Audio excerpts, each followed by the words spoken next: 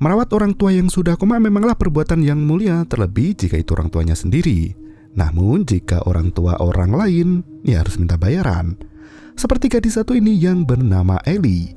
Ia merupakan relawan suster, namun tetap dibayar dengan harga yang setimpal. Sayangnya, permasalahan bukan di soal bayar-membayar. Ellie mendapat panggilan tugas untuk menjaga wanita koma di sebuah kabin tengah hutan.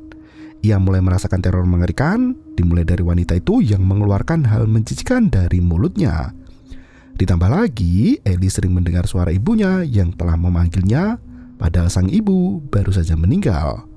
Apa yang sebenarnya terjadi dan apa hubungan antara wanita koma itu dengan ibu dari Ellie? Ini kisah dari gadis bernama Eleanor.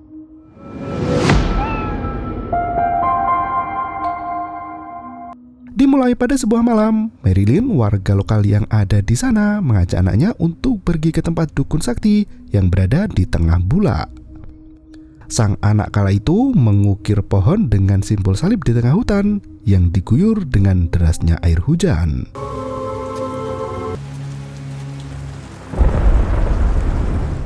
Mary menghampiri anaknya dengan pandangan seolah menyimpan dendam kesumat yang harus diselesaikan.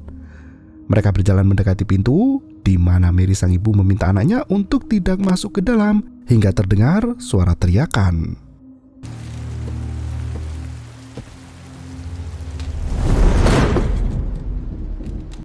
Pintu terbuka dan tertutup sendiri begitu Marilyn masuk ke dalam rumah itu. Lukisan sang dukun terpampang nyata di atas perapian. Ruangan itu tampak kosong hingga tiba-tiba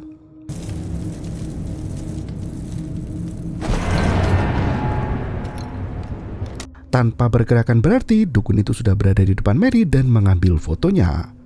Dukun meminta Marilyn untuk duduk. Bukan menawarkan makanan atau minuman sebagai nama tamah.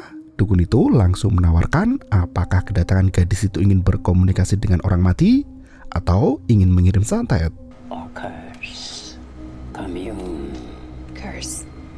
Mary mengatakan santet, namun dukun tak akan melakukan pekerjaannya sebelum dibayar terlebih dahulu. Uang diberikan dan dukun kini meminta persyaratan berupa darah dari target yang ingin disantet. Ia mempertanyakan hendak dijadikan apa orang yang akan dikirimkan santet. Mary mengatakan ia hanya ingin iblis merasuki sang target agar mereka berdua terkunci di neraka selamanya. Sayangnya dukun itu mengatakan jika iblis tidak merasuki sendiri karena iblis hanya mengirim pasukannya, kecuali biaya bertambah menjadi 2 kali lipat. Mary tak mempermasalahkan bayaran itu dan ia akan mendapatkan malam itu juga. Dukun kembali menjelaskan jika korban akan mengalami sakit parah dan memiliki kemampuan spiritual secara sejenak. Ia memberikan sebuah pisau dan Mary harus menggoreskan salib di tenggorokannya saat iblis telah merasukinya terlalu jauh. Hal itu akan ditandai dengan keluarnya 3 jari dari mulut korban. Mary harus segera menemui targetnya setelah ritual selesai. Yes. Dengan meminum darah yang diberikan, ritual dimulai dengan membaca mantra. Mary mengamati dukun itu dengan wajah yang sangat serius.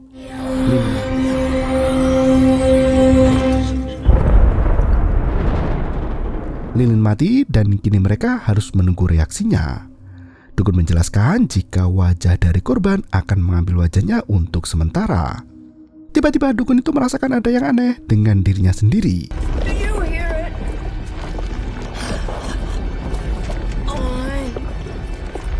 Ia semakin tak terkendali, di mana ternyata darah yang Mary berikan merupakan darah dari sang dukun sendiri.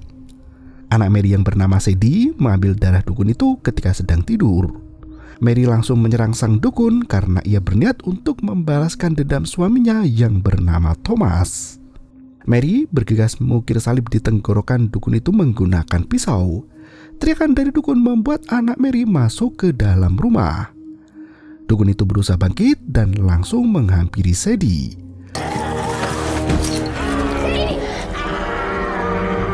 Tangan iblis mencuat keluar dari mulut dukun dan Sadie langsung menggigit jari iblis itu. Mereka bergegas pergi, di mana Mary masih merasa kesal. ia masih tak bisa menghancurkan iblis itu dan akan membakar rumah dukun itu lain kali. Sang anak menunjukkan jari sukuna yang berhasil ia dapatkan. Dan film pun dimulai. 3 bulan kemudian, Ellie terduduk di depan rumah setelah mengetahui sang ibu mengakhiri hidup. Beth terkan dari Ellie menghampiri yang hendak berpamitan.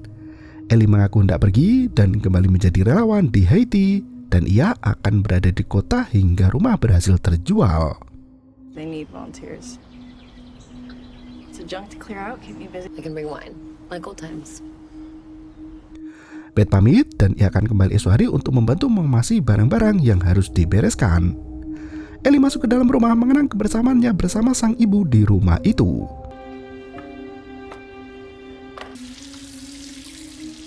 Saat mencuci piring, Ellie mendengar suara musik yang dulu sering ibunya putar. Ia terkejut hingga menjatuhkan piring di tangan. Musik itu seperti membawa trauma tersendiri di dalam diri Ellie.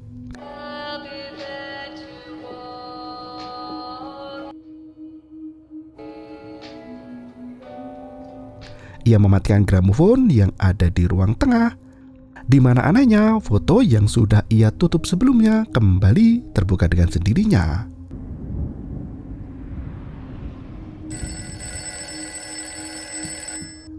Sore harinya, Beth menelpon Ellie menggunakan telepon rumah. Beth merasa kesal dengan rekannya yang tak bisa dihubungi melalui ponsel. Ellie meminta maaf karena ia selalu meninggalkan ponselnya. Beth memberitahu sebuah berita buruk di mana bantuan ke Haiti dihentikan dan tak boleh ada yang masuk dan keluar dari negara itu. Beth kembali datang di hari berikutnya. Mereka masih membicarakan mengenai penghentian bantuan ke Haiti. How about we just do like one more of these big boxes and then pop up? Ellie. Tak berselang lama, Bu Dudley datang menghampiri Ellie. Tetangga rumah itu mengaku jika ia menemukan ibu Ellie pertama kali. Ia juga hendak mengembalikan kunci cadangan dari rumah orang tua Ellie. Dudley mulai menceritakan jika ia mendengar musik ketika menemukan tubuh dari Ellie. Piringan hitam itu seharusnya sudah rusak, namun terus terdengar. Tiba-tiba Dudley mulai bertingkah aneh di mana ia menyalahkan Ellie yang pergi meninggalkan ibunya sendirian sama seperti yang ayah Ellie lakukan dahulu. Dan She liked to play. You know the one. It's just no right to lecture me about my choice. Hey, okay. setelah terkena tamparan itu, Ellie mengusir Dudley untuk segera pergi dari rumahnya.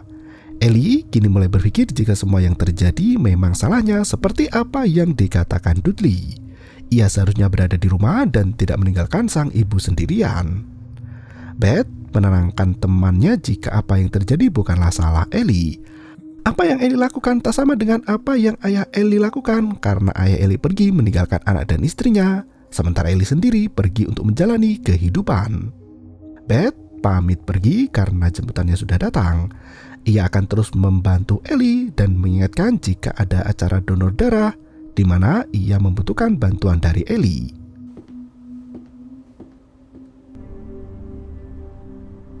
Sore itu, Ellie kembali masuk ke dalam kamar ibunya yang berada di lantai atas.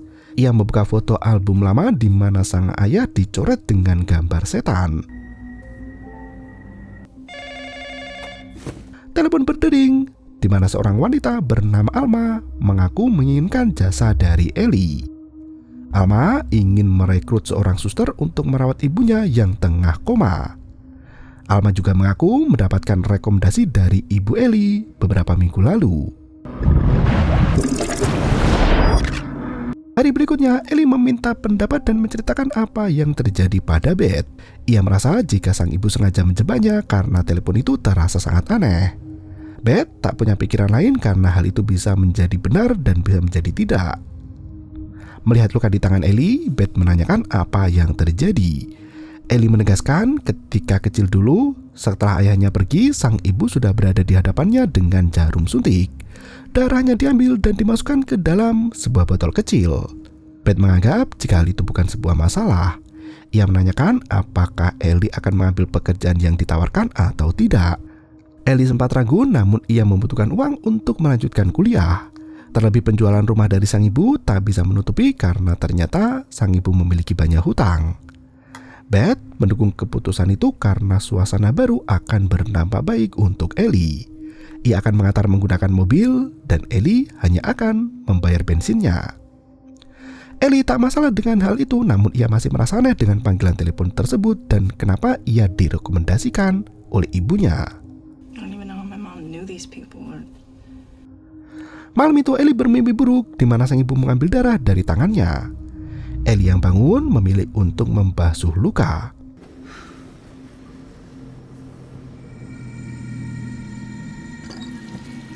Sebuah bayangan melintas di belakangnya.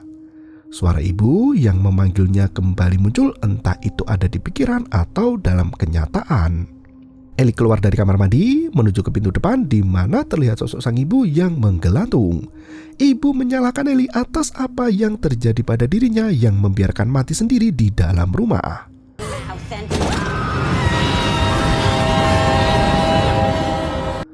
Pagi harinya, Beth kembali datang. Ia menenangkan Ellie dan mengatakan jika apa yang Ellie lihat merupakan imajinasi karena Dudley menyalahkannya tempo hari. Ellie merasa jika kejadian semalam merupakan hal yang terasa sangat nyata. Mendengar hal itu, Beth tak bisa berkata apa-apa selain menyarankan untuk pergi ke psikiater. Like a psychiatrist. Great, then I've officially turned into her. Okay, that's not possible. You're never gonna... Musik kembali berputar dengan sendirinya. Ellie kebingungan karena sebelumnya ia sudah menyimpan piringan hitam itu. Beth mulai ketakutan karena hal itu tak masuk akal. Ellie mengatakan jika ia akan menerima pekerjaan itu dan berharap Beth masih mau mengantarnya. Mendengar hal itu, Beth sangat setuju, yang penting mereka bisa pergi dari rumah mengerikan itu.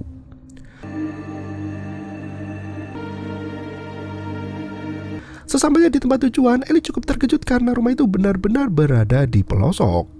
Namun, ia merasa sangat familiar dengan tempat itu di mana ia meyakini pernah ke rumah itu ketika masih kecil. Creepy. Was she always standing right there? Alma menyambut kedatangan Ellie dengan sedikit senyuman. Ia menjelaskan jika dirinya bertanggung jawab atas kediaman dari rumah Ambrose. Keterlambatan dari Ellie membuat Alma sedikit kesal, terlebih Ellie tidak datang sendiri. Merasa tersindir, Beth mengaku jika ia hanya akan mengantar Ellie dan segera pergi. Alma menjelaskan apa yang ada di dalam rumah dan mempersilahkan mengambil apel di meja. Tanpa perlu ditawari lagi, Beth mengambil apel yang ada di keranjang. Alma kembali menjelaskan jika ia ingin perawatan maksimal untuk Ambrose. Ia sudah menelpon rumah sakit agar mendapatkan kamar privat, namun hal itu tak bisa terjadi karena rumah sakit penuh hingga hari Senin baru kosong. Ellie mempertanyakan keluarga dari Ambrose, di mana Alma mengatakan putri Ambrose baru saja pergi beberapa waktu lalu. Sayangnya, Alma tidak memberitahu lebih lanjut mengenai anak dari Ambrose. Ternyata Ambrose merupakan dukun yang Marilyn datangi dan kini wanita itu tengah koma setelah terkena santetnya sendiri.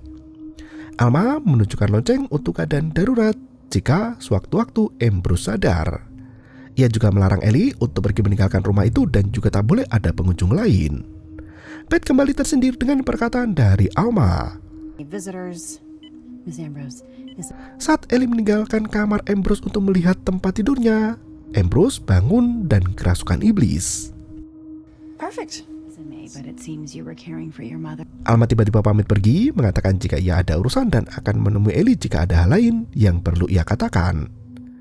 Beth mulai kesal dengan semua keanehan yang ada di rumah itu. Ia menyarankan Ellie untuk tidur di sofa daripada di atas ranjang tersebut. Sebelum pergi, Alma memberikan separuh bayaran dan separuhnya akan diberikan lagi setelah hari Senin. Alma juga meminta Beth untuk segera pergi, namun gadis itu akan pergi setelah Alma pergi. Ellie masih penasaran bagaimana Ambrose bisa mengenal ibunya. Tanpa menoleh ke belakang, Alma hanya meyakini jika mungkin mereka adalah kenalan lama. Sebelum pergi, Beth masih mengkhawatirkan Ellie karena gadis itu tak bisa menggunakan ponsel, terlebih mereka berada di antah berantah. Ellie meminta temannya untuk tidak terlalu khawatir karena ia merawat wanita tua yang sedang koma. Ia juga akan memberikan nomor telepon rumah dan akan dikirimkan pada Beth segera. Proud of you. You're fucking insane. It's really sweet. Yeah, I know. Beth bergegas pergi, di mana Ellie memperkenalkan diri pada dukun tua Ambrose. Saat membuka selimut, terlihat ada banyak luka di kaki wanita itu. Tiba-tiba saja Ambrose terbangun dan memuntahkan cairan menjijikan. Saat Ellie mengelap cairan menjijikan itu, suara sang ibu kembali terdengar disertai dengan getaran di pintu gudang. Ellie keluar dari rumah untuk memeriksa gudang itu di mana terlihat Sadie yang mengamati dari kejauhan. Ellie tak menyadari hal itu dan pergi berkeliling ke sekitar rumah. Terdapat ada pohon besar di mana terukir salib di batangnya. Begitu mundur ke belakang, Ellie tak sengaja menginjak apel busuk. Bahkan di bawah pohon itu terdapat banyak sekali apel yang sudah membusuk. Padahal pohon besar itu bukan pohon apel. Ellie kembali masuk ke dalam dan mempersiapkan barang-barangnya. Malam itu ia bersantai di teras ditemani dengan secangkir kopi hitam panas. Suara sang ibu tiba-tiba kembali terdengar, namun Ellie tak melihat ada siapapun di sekitar rumah itu. Karena malam terasa dingin, Ellie menyalakan perapian dan memutar musik untuk memecah kesunyian.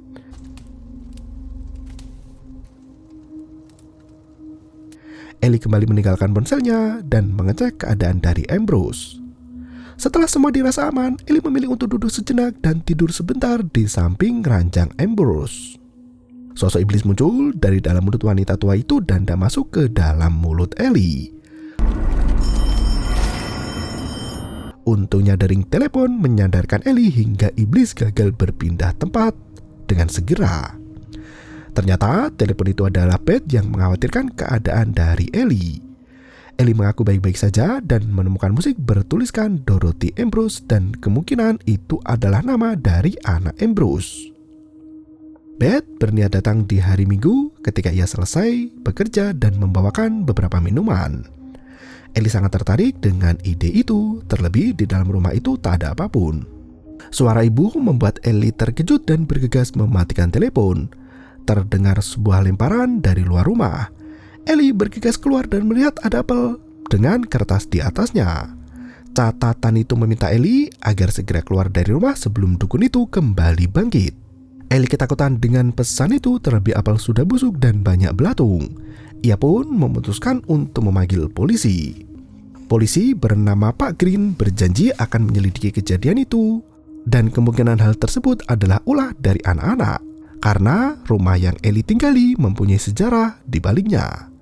Green menanyakan sampai kapan Ellie akan tinggal di rumah itu. Ellie menjelaskan jika ia akan berada di rumah hingga Senin ketika ambulan datang.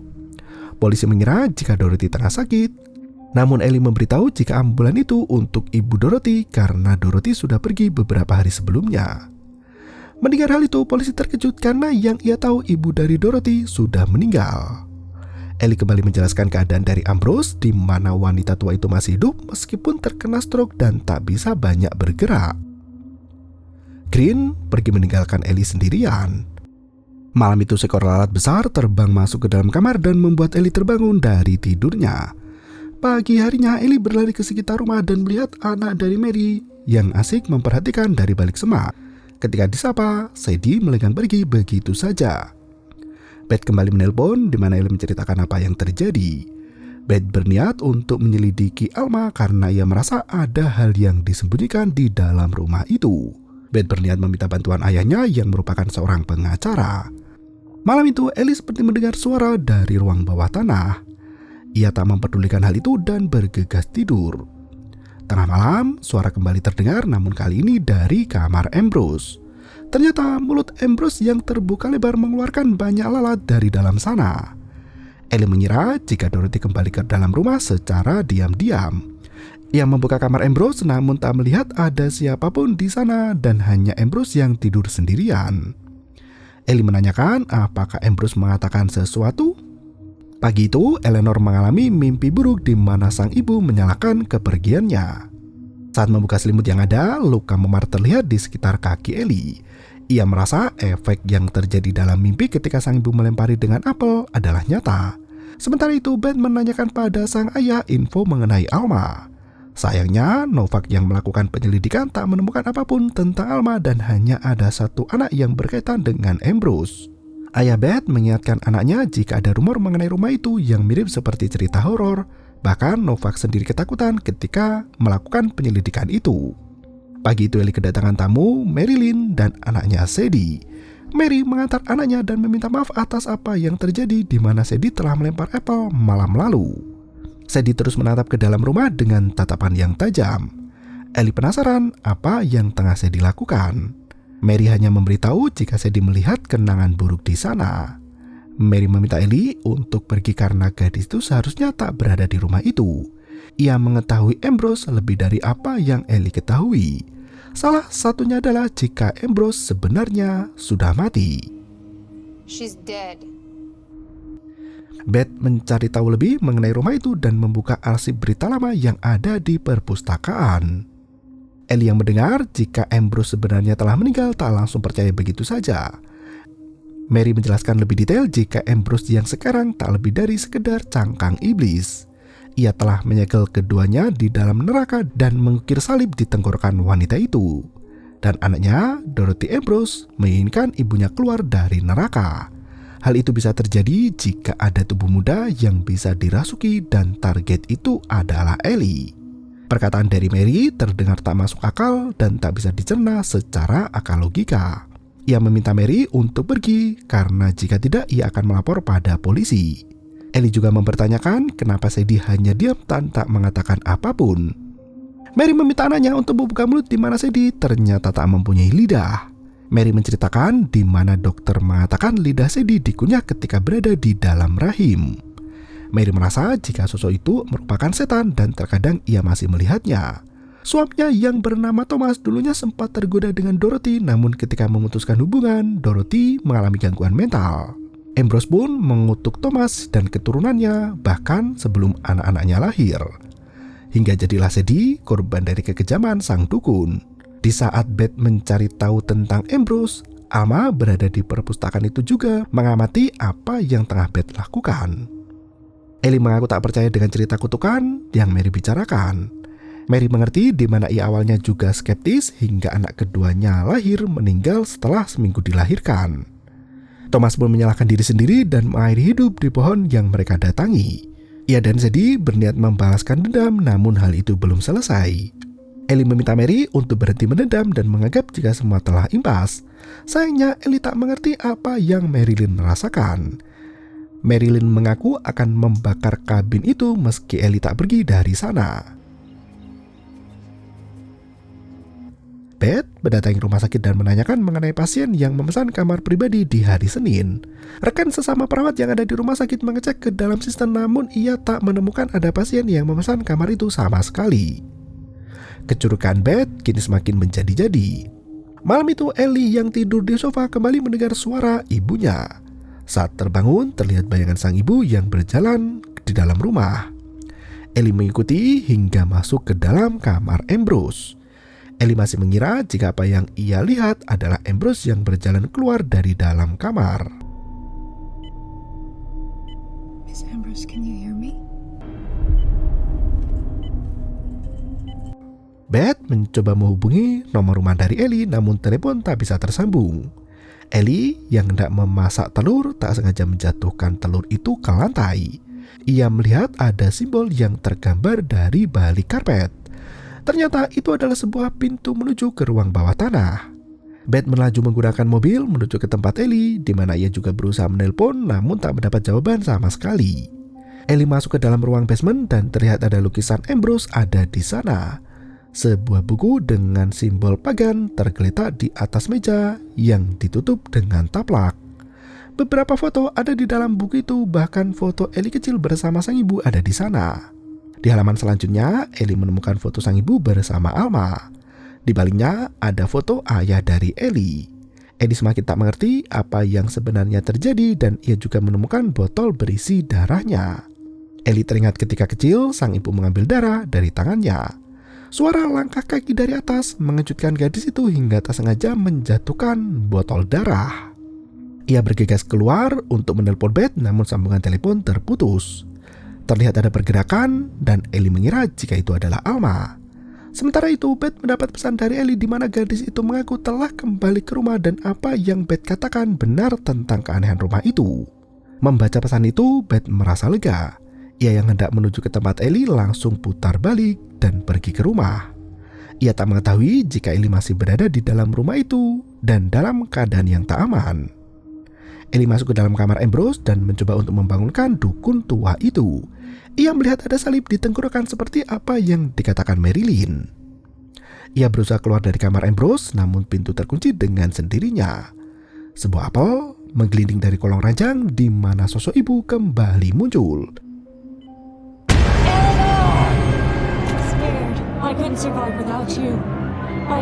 Tangan iblis keluar dari mulut Ambrose hingga membuat Ellie berteriak ketakutan.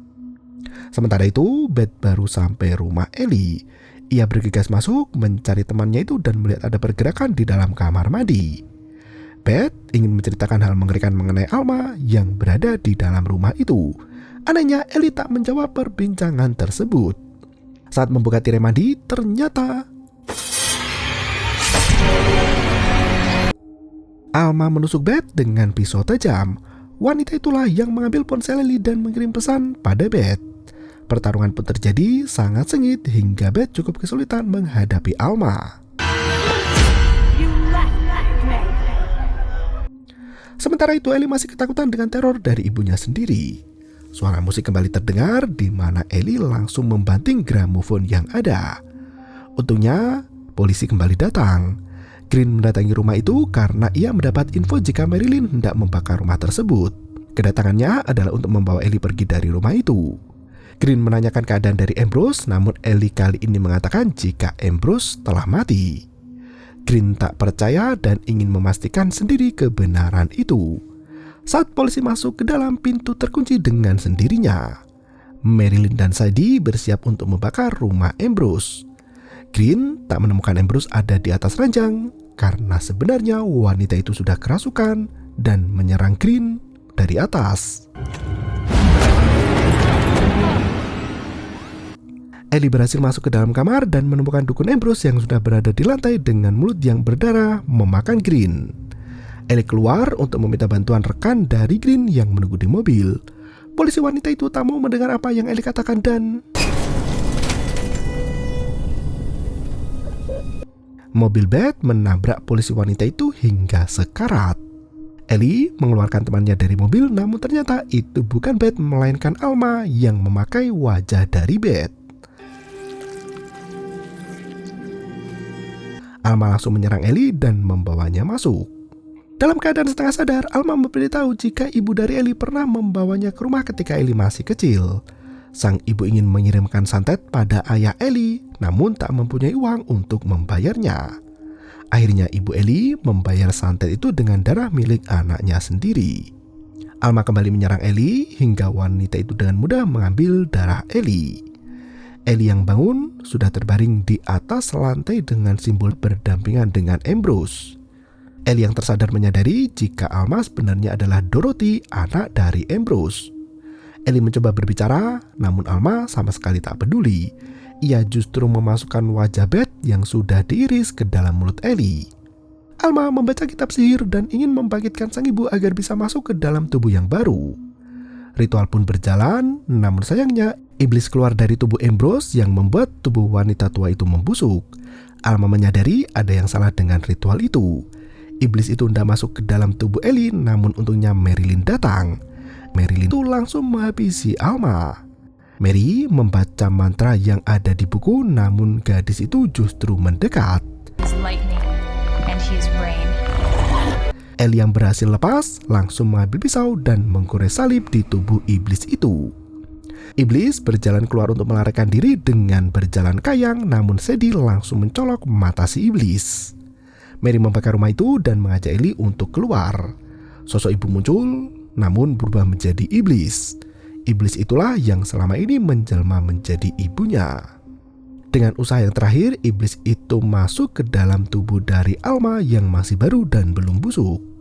Beberapa hari setelahnya, Ellie kembali bekerja di rumah sakit sebagai perawat. Ia masuk ke bangsal luka bakar. Musik kembali terdengar di mana dalam bangsal itu sosok Alma dirawat. Pasien lain sudah mati menggelantung di dalam bangsal, menandakan jika iblis masih belum musnah dan terus menghantui Ellie. Dan film pun berakhir. Ellie merupakan seorang tumbal dari kekejaman ibu yang ingin balas dendam atas kepergian dari suaminya.